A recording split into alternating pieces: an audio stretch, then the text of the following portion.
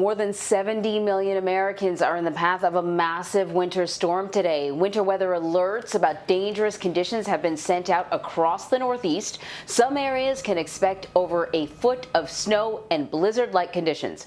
Meteorologist and climate specialist Jeff Berardelli is tracking the storm and joins us now.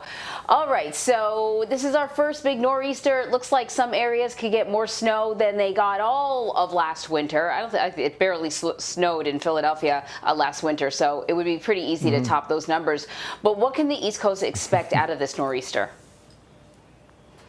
Yeah, you're right. You know, less than an inch of snow last season in Philadelphia, less than 5 inches of snow in New York City. So we're going to obliterate those totals in just this one storm today. And it really is going to be a doozy of a storm. So let me step out of the picture and show you what's going on. So first of all, the snow is quickly developing really fast, rapidly across Virginia. Snow is already knocking on the door of Washington, D.C. Just look at how fast this all kind of fills in. We have some ice mixed in on the southern side, even into parts of North Carolina. So we have cold air wedging its way down the east side of the Appalachians. And at the same time, we have snow breaking out across the Ohio Valley. Two different storms, one here, one here. Both of these will combine for one big nor'easter during the day today. So this is going to become quite a doozy of a snowstorm that we're going to be dealing with over the next 24 to 48 hours or so. So, you know, this really is going to be, I'd say, you know, anywhere from 1 to maybe 2 feet of snow is possible. And I'm going to toss back to you guys for a second because I want to see if I can take this computer out of play mode for a second because it's not allowing me to advance. And oh, there it is. Wait, it advanced. That's cool. My goodness. Look at that. Look at the magic of television. The magic. Winter weather advisory. Yeah, it is magic. Winter weather advisory down in North Carolina for the ice mix, and then winter storm warning up in the Northeast for all that heavy snow that we're going to be talking about. So let's talk about these models. Are there scenarios, or are there two scenarios rather, that could determine how much snow areas see?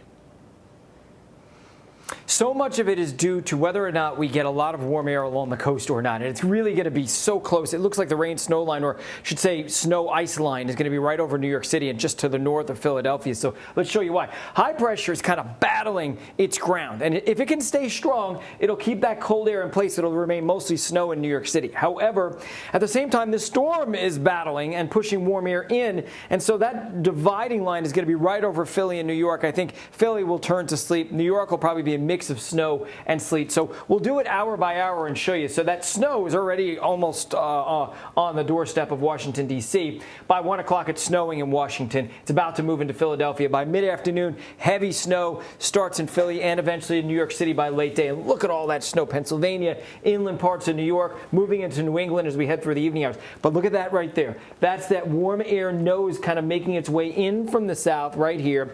And you can see that mixed line right across Philadelphia and New York City because of this nose of warmer air. So that'll cut down totals several inches in Philly and a few inches in New York City. But it's all snow in New England, especially away from the coast. Blizzard conditions, wind gusts anywhere from New York along the coast, 45, 50 miles an hour, near zero visibility. So this is going to be a humdinger, if you will, of a snowstorm. It moves out later tomorrow, but tomorrow morning in New York City, it's still snowing for a few hours. And in Boston, it snows at least through the early to mid part of the afternoon. So let's quickly show you the snow totals we're expecting. And wow, look at that white area around Scranton. That's as much as 2 feet of snow possible there. New York City, the purple, that's 9 to 12 inches of snow. Same thing around the Boston area. Hartford, probably 15 inches of snow. You know, interior parts of New York and the Hudson Valley, 15, 20 inches of snow. So this is a big one. And it will be gusty, too. So, again, it's going to look like a blizzard at times. All right. Well, that means maybe you might not need your lawn chair. People in Philly know exactly what I'm talking about when I talk about the lawn chairs in the middle of a snowstorm. Earlier this month, a nor'easter, let's get that out, it actually left thousands of people without power. Much more than just a minor inconvenience, specifically around New England. That's how two big storms before, that was because of two big storms before the Christmas holiday. So the question is, you know, Christmas holiday's coming up, we got another big storm. Are we seeing a bit of a trend, perhaps, and does this have anything to do with climate change? So, you know, in terms of the effect of climate change on winter storms, you tend to have a better chance of getting rain than you do snow. But when it is warm enough, or excuse me, cold enough for snow, there's extra moisture in the atmosphere because climate change warms the atmosphere overall, injects more moisture. So you get possibility of heavier snowstorms, big blockbuster snowstorms, stronger areas of low pressure. So yes, climate change can contribute to storms that are a little stronger, even if they're snowstorms, and potentially ones that are deeper, which would cause stronger wind gusts and maybe more power outages. So yes, but with all that said, climate change eventually is going to whittle away at the amount of snow we see. But for right now, we're in that sweet spot where we have enough warm air to kind of juice up the atmosphere, make these storms bigger, so we don't see downturn in snow and the amount of snow that we see in these storms yet. But probably in 10, 20 years, we'll start to see that transition take place where snowstorms just don't produce as much snow anymore. All right. Hey, Jeff, can I ask you a really quick question? Just sorry, Vlad. Yeah. And sorry just to throw this at you. If you don't have an answer right now, maybe we can talk about it another time. I was reading an article about a meteorologist that had said that he was finding it harder and harder to make those long-term winter predictions. You got your big weather forecast. Here's what the whole winter's looking like.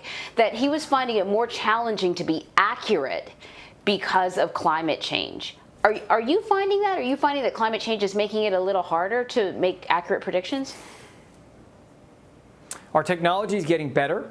I was never very good at forecasting 3-4 months out. It's not an easy thing to do for anybody. You really have to be a specialist to be able to do that in NECM. But with that said, climate change adds extra energy to the system. So a couple of years ago, we were seeing kind of a wavier jet stream. Then all of a sudden last year, you might remember that flight that went from New York to Europe. It was at record time. It somehow, instead of slowing down the jet stream, which climate change seemed to be having that impact a few years ago, all of a sudden last year, it sped up the jet stream. So what I think's happening is it's modulating whatever the normal pattern is. If the normal pattern is a strong jet stream, you get a stronger jet stream because of climate change.